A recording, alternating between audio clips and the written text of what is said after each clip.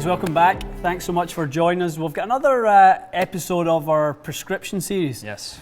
Where we take one of our Patreon members' data and swing analysis that they've sent into us and see what we can do to kind of give a little bit of advice, a little constructive sort of advice how they can improve on that. From a distance. So this week we got Dan. Dan is got a pretty consistent golf swing. He really does. It looks like he's, probably a very consistent player.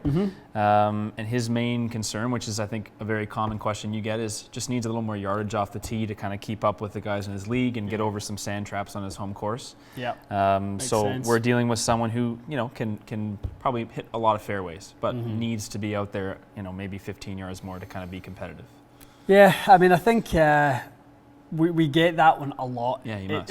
It tends to be the player who's kind of looking to minimise the loss of distance through loss of speed. Right. So as obviously time goes on, there's going to get to a point where you do start to lose a little bit of speed, inevitable. But in this day and age, science is your friend. Yeah, for sure. And we can really do what we can to eliminate the loss of distance. So it's not often you can say that as you get older you can actually pick up some distance, but in the era that we're in right now, Matty, I find this fascinating. The current era, people can get older and hit it further. When you and I get a bit older and our speed starts to slow down a little bit, we are already so close to technology being at the edge of what it can do. Right. The improvements are incremental now. We know so much about biomechanics and different parts of sports science and technology and all the rest of it. We're not going to have that luxury. No. To the point where as we're looking at someone like Dan, I'm looking at across the board at his numbers and go, I can see 15 yards in there easily. Yeah, and which is funny because when I initially looked at them, I saw he's averaging around 12.5 degree launch, 2400 spin, swinging about 87 miles an hour, and I was kind of wondering if you would have anything kind of to say about that. And it turns out you do, and that you think he could probably be flying the ball, a good 10 yards further with some changes that we're going to talk about. Without a doubt. There's one of the first things we'll do is when we see how fast someone swings, and so as we said, Dan swings the driver about 87 miles an hour. So we'll run that through a quick little optimizer, math equation. We'll basically look for 2.7 yards for every mile an hour of club head speed. Okay, so at 87 miles an hour times 2.7 is about 234 yards. So that tells us if Dan's carrying at 200 yards, he's probably got 15 more in the tank. Now that 234 is that's total, all out. Right? That's total. Which gives us probably 15, 20 yards a roll. Yep. So it tells us that in an ideal world, Dan could probably carry 215, 220. With absolutely optimized launch conditions. Absolutely ground optimized. has to be at least medium firmness, obviously. Yeah, and like you said, across the board, Dan's numbers are all okay. They're pretty good. They're all decent. They're definitely not optimized though for distance, and let's pick the bones and kind of explain why that is. So he's got a Ping G400 SFT that he's using right now. We won't mention much about the M1 he had previously. His numbers weren't as good with that. Sounds like he's progressing towards a better fit. Yeah, he's picked up some ball speed with that. Right? He's definitely picked up some consistency. I really like how the ball speed and spin rates especially have really regulated with the Ping, with the TaylorMade. And sometimes the TaylorMade sort of M1 or M3 models, if you aren't striking them dead, in the middle, they're not always the most forgiving drivers on ball speed. They can give you sort of, a little too much variance in performance. Gotcha. So he's got a 12 degree. Yeah. So do you want to start with this? He's got a 12 degree head that he's opened on the open, I guess one click down to go lower in loft. So tell me about why that may not be the best choice right out of the gate. Well, first things first, when it comes to optimization, you look at delivery. How optimal is the delivery? So Dan right now is a little bit from out to in with the path, fractionally with the driver, coming out at 1.5 degrees across. No big deal. So basically neutral almost. Pretty neutral. Yeah. the face hangs a little bit open to that, so you've got a kind of little bit of a fade pattern going on. The problem though for me when I look at that is we need Dan to make a big improvement to his angle of attack in order to create the right launch conditions. His spin loft right now is about 16, 17 degrees, somewhere right around about there.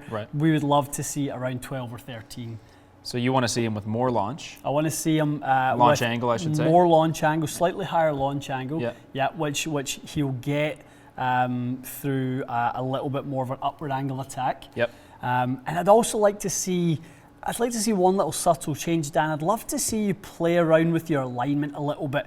Your swing is so neutral that I think by aiming a little bit down the right-hand side and actually playing to draw the ball a little bit more, as in consciously making an effort to kind of get that club head releasing a little bit more, I think we could lose a little bit of loft. So in order to create that narrower spin loft window, we need to obviously increase the launch. Well, we're going to do that through hitting up on it more, and we have to decrease the spin, which is we're going to do that by decreasing the loft. Because the face being open at impact is presenting too much loft. Present too much dynamic loft right now for Dan's about 17 degrees. Gotcha. So, you know, I'm okay if the dynamic loft got to about, 16, 15 and a half, perfect.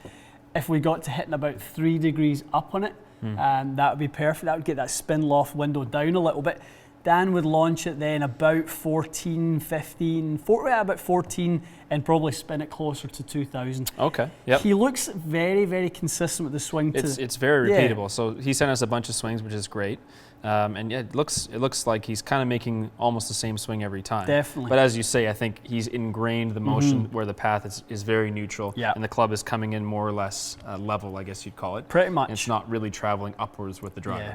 And I think a couple of adjustments to alignment will play a big part of that. So, Dan, I'd love to see you get a little bit more tilt as well in your setup. I'd love to see you get that right shoulder a little bit lower. Feel like your weight is tilted a little bit more on your right-hand side, staying behind it a little bit more. You almost want to kind of practice as if you're on a little bit of an upslope. It really gives you the feeling that you're hitting up on the ball on the way through. Is a really kind of good feel to have, and I think that would help Dan an awful lot. I think the video we did about angle of attack, which I'll link below for you, Dan, is if you haven't seen it, that's a good one as well, because we were messing around with it, and we talked about when you wanted me to hit down on it, how we adjusted the amount of tilt we had in the shoulders. That is a big one. I think that's probably the easiest change for someone to make. If they don't tilt at all at address, that alone and maintaining that is going to make you hit up on the ball. Your tilts and also the movement of your weight from kind of kind of back foot in the backswing to front foot.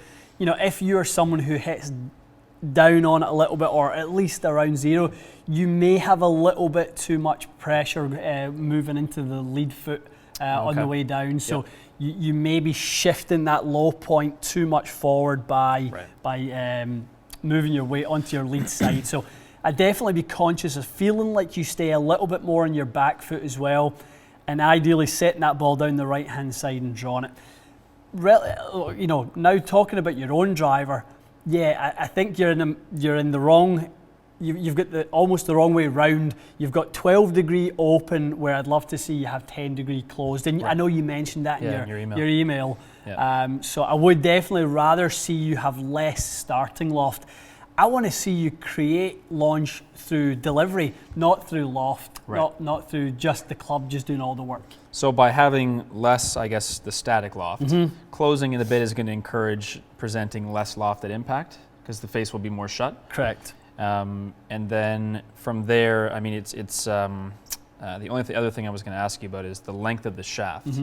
If he's got it at a stock length, is someone as consistent as Dan, is it worth them experimenting with a longer shaft? Or is it not likely to make much difference in terms of the speed he's going to swing? I would say for Dan right now, if he's playing, which is probably the Ping Alta stock shaft that comes in the G400 SF Tech, I would say that's plenty long enough. Because it's already, 45 and a half or 45 and a half, 45 and 3/4, somewhere in there. So I would say, you're already long enough. I would say find it through, as I said, I really would find it through delivery. Yeah, angle of attack and getting the face closing a little bit is really going to improve that. I think that as well, by reducing the spin loft window, what we're going to see is quite a pickup in ball speed, Matty. Oh, okay. So spin loft is one of the main, obviously contributory factors to ball speed. Right. So obviously the reason we hit our 6-iron further than our 9-iron is obviously the amount of loft delivered. Right. So if we are taking that spin loft window and narrowing it down, then your ball speed, which is currently, I think it's about 121 miles an hour on average, we'll start to get closer to that 125 that Dan is when he hits it really well. Yeah. And he had a couple of those mixed in, and you can see that the delivered loft is lower on those ones. Definitely. So combining that, I think when he's delivering less loft now, because he's level, the ball's taking off low and spinning up. Definitely. If you can combine that lower loft, I guess, with an upward angle, then you're going to launch it higher with more speed. Well, there's another one in there. The ball speed was 127. So if you take those numbers and kind of play with them a little bit, so 127 ball speed, launching at 14, spinning around 2,000, you are going to be hitting at about 215, 220 in there comfortably. And then, if the fairways are rolling generously in the summertime, you might even start to see that ball chase out to 240, 245. Right. And that'll make a big difference for you, Dan. You'll really start to see a big difference off the tee and obviously shortening the golf course significantly. If you're picking up 15, 20 yards times 14 drives around, you're shortening the golf course by another 250 yards or so, which is significant. So he has the physical capability to hit it at least 15 to 20 yards further. No question. It's just launch conditions, the way they are. The club is maybe not the worst fit, aside from changing the loft, as you said. Yeah. But it's the angle of attack that's going to hold him back, and the face angle. That's exactly it. I think the SF Tech is fine. A little bit of heel bias, waiting just to try and get the face to close a little bit more. I would definitely like to see you... even if you took your 12 and went back to neutral and kind of weren't playing with the face open, because we do need to get that face closing over more in order to kind of reduce the spin rate when you are more tilted and you're launching it higher. So a little bit of work to play around with that one. Is the shaft, the stock shaft in the ping, is that a good enough fit for Dan for now, or is there something else he should look into? The Alta is a decent shaft. It's Ping are the one company who invest in their own stock shafts, and they design it relative to the characteristics of the head. So if there was one shaft that was going to work, as a stock one, it probably would be one of the ones I would say would be pretty good to try. Little counterbalance, a little bit longer. As long as it's in the right, it doesn't say what weight and flex he's got. Unfortunately, it's probably in the there. 50 gram range or something like that. Yeah, hopefully 55 regular would be nice. I don't think you need to go down to the SR just yet at 87 miles an hour. I think you've got enough speed to stay in regular, but that should work pretty well. Okay, awesome. Well, Dan, hopefully that was helpful. I'm surprised that I thought his numbers were pretty good. I thought you'd say maybe he could pick up 5, but interesting that he could probably pick up 15 or more yards. Yeah, in every category.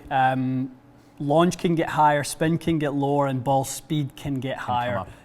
Club head speed probably is what it is at this point, but our efficiency at 1.40 really should start to edge that up towards 144, 145 as we reduce that spin loft. And again, that's just all going to be due to the tilts and being able to kind of hit up on it a little bit more with a face that's closing, rather than hitting it basically at the bottom of the arc with a face that's staying open. Makes total sense. That's the biggest issue. Cool. Yeah, that was really good. Okay. Yeah.